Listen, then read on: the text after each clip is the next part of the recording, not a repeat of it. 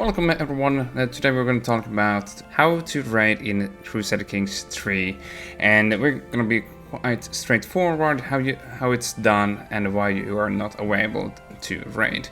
Tribal leaders can raid. So if you're interested in who are tribal in Crusader Kings 3, you can click here on the plus and then you click on government.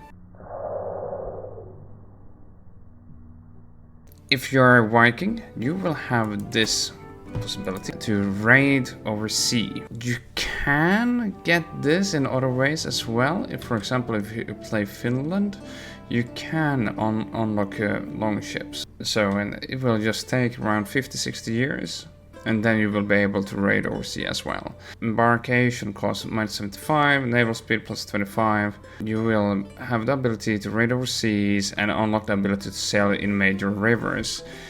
So, for example, if you would have started here in Finland and you wanted to raid Italy, you would have walked here through all this land and taken major losses.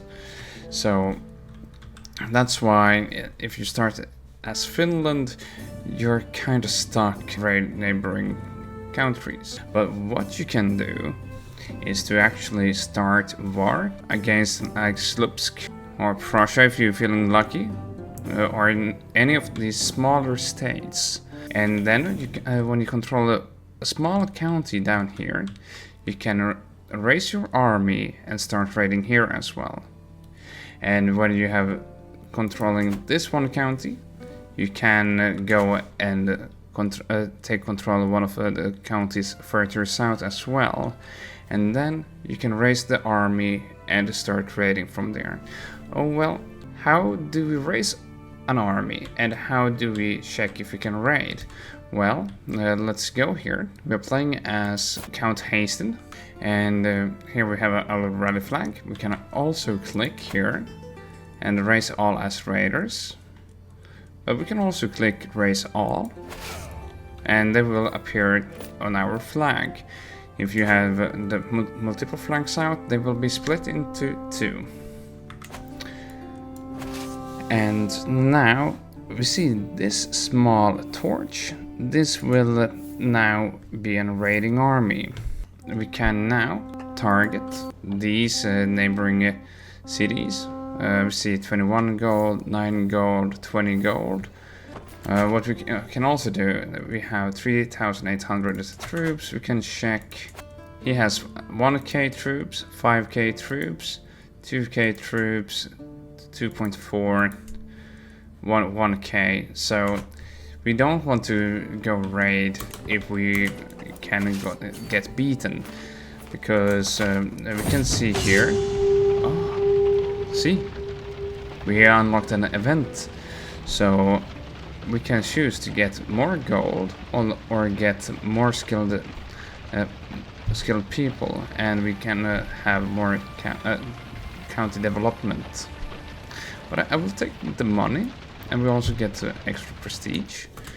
And here we have 61 out of 379 loot in our loot bank. We don't have that money here yet.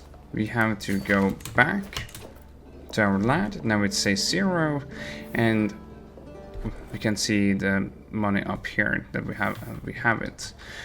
If the enemy army beats us, we will lose all the plunder.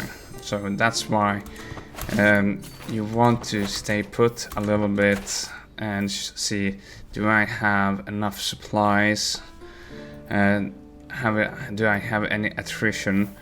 And you can go back to your land, and here you also see a supply limit, 3,756 out of 4,200. So that supply limit, that's how big of an army that can be there and get supplies. So if you have too big stack when you raid, you might have to split your army. And here we get even more bounties plundering. And I will show you here. For example, now I can split higher soldiers. I can split half. I want to split half. I hold my mouse down. And now I can select which part of these two. And I can move them to another county. So here we can see it's 1,747 out of 3,500 that county can hold. They have a supply limit of 4,200, so they don't have to be split. You can also select commander, see if any of the people here have like increased raid speed.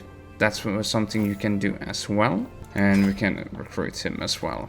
That's a little bit about raiding. You can also have like equipments that will speed up raiding as well.